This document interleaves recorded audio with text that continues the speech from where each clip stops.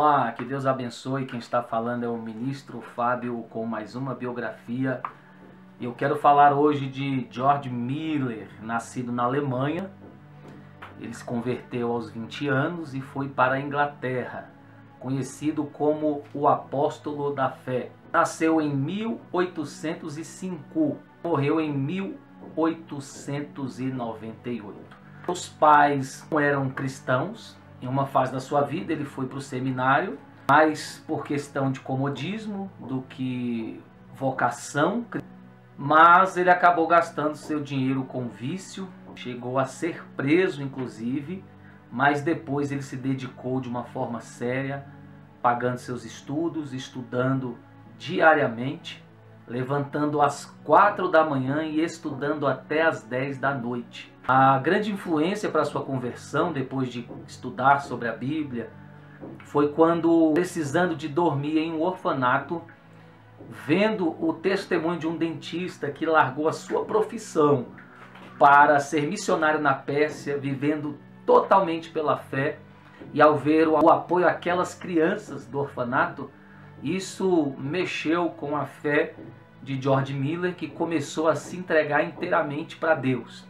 Ele mesmo começou a se aplicar à leitura direta da Bíblia e disse que, estudando diretamente a Bíblia, ele aprendia em horas aquilo que ele demorava meses aprendendo só na leitura de comentários. Ele afirma que a oração aliada à leitura da palavra foi um grande sucesso na sua vida e moveu nele a verdadeira fé. Quando ele começou a obra e começou a pregar, ele ficou descontente com a questão de alugar assentos para pagar as despesas da obra e sua, e ele mesmo vai dizer que preferia que uma caixinha de ofertas ficasse disponível e cada um contribuísse conforme a sua vontade. Isso já era necessário, que ele dependeria agora do Senhor. Uma missão difícil, mas ele vai dizer alguns pontos a respeito dessa decisão.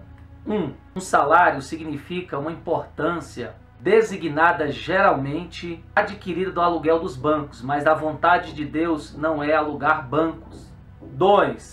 Preço fixo de um assento na igreja às vezes é pesado demais para alguns filhos de Deus e não quero colocar o menor obstáculo no caminho do progresso espiritual da igreja. E 3. Toda a ideia de alugar os assentos e ter salário torna-se tropeço para o pregador, levando-o a trabalhar mais pelo dinheiro do que por razões espirituais. Frequentemente, ele orava até a meia-noite e acordava às 6 horas para continuar orando. Leu a Bíblia 200 vezes toda e 100 dessas 200 vezes foram de joelhos. Ele começou a ser experimentado na obra da fé. Começou a pedir diretamente a Deus as provisões. Uma vez estava precisando de alguns xelins e pediu ao Senhor. De repente uma senhora ofereceu a ele dinheiro e ele falou: não, muito obrigado, porque eu peço ao Senhor. E ela foi dizer: mas foi o Senhor que me disse para dar esses 42 xelins para você.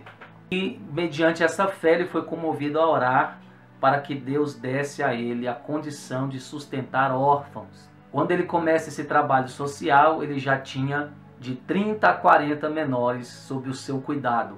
George Miller fundou também a Junta para o Conhecimento das Escrituras, não só nacional, mas também internacional. E o seu objetivo, segundo ele, era auxiliar as escolas bíblicas, espalhar as Escrituras e aumentar a obra missionária. Certa noite, quando li a Bíblia, ficou profundamente impressionado com as palavras: abre bem a tua boca e eu te encherei. Salmo 81:10.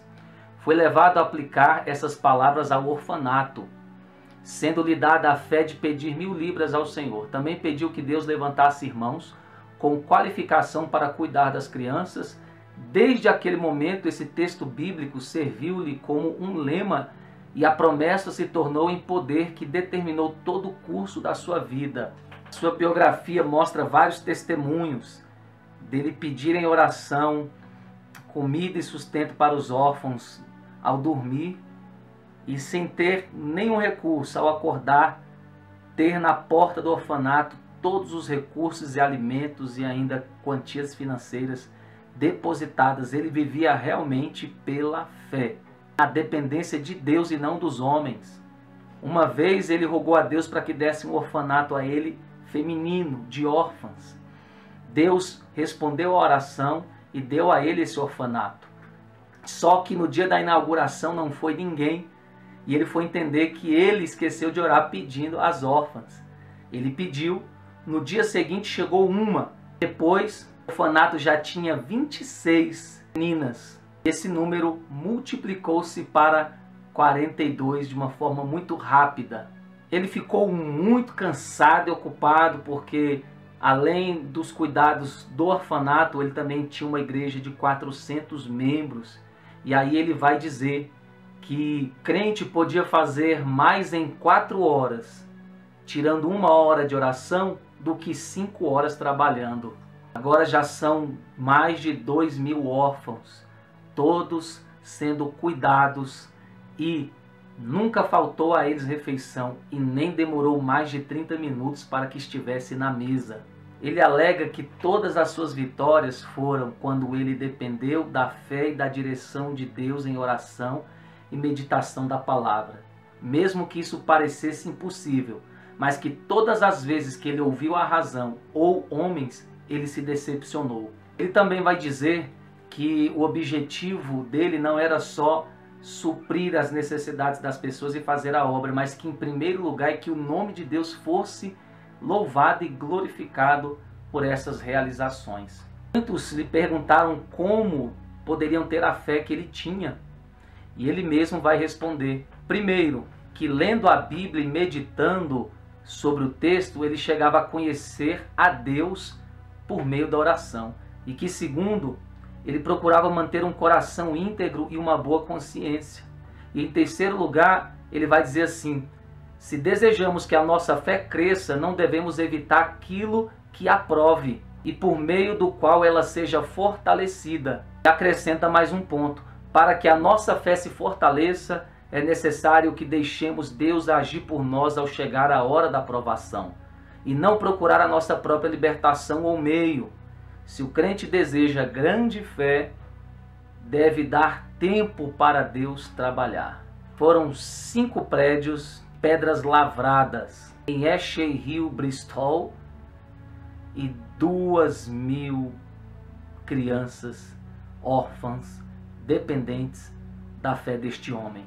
E ele chega a dizer: tenho me encontrado em posição muito difícil, não só com 2.000 pessoas comendo diariamente às mesas, mas também com a obrigação de atender todas as demais despesas, estando a nossa caixa com os fundos esgotados. Havia ainda 189 missionários para sustentar cerca de 100 colégios com mais de 9.000 alunos, além de 4 milhões de tratados para distribuir, tudo sob nossa responsabilidade, sem que houvesse dinheiro no caixa, somente pedindo a Deus. Uma vez, um doutor chamado A.T. Pierson foi hóspede no orfanato de George Miller, e eles não tinham nada para comer à noite.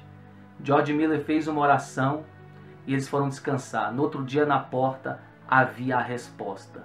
E este homem contemplou 2.000 crianças se alimentando de uma forma extraordinária, sem ninguém saber quem foi que abençoou aquela obra.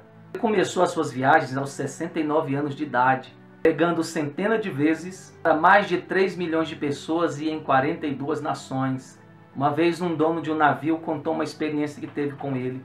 Ele precisava chegar em um local para pregar a determinado dia e horário, e havia uma grande neblina na frente. O dono do navio disse que não havia forma nenhuma de chegarem lá em tal data e dia. George Miller falou com o dono do navio: eu estarei lá nesse horário e nesse dia. Se não for por esse meio, será por outro, mas Deus me levará lá.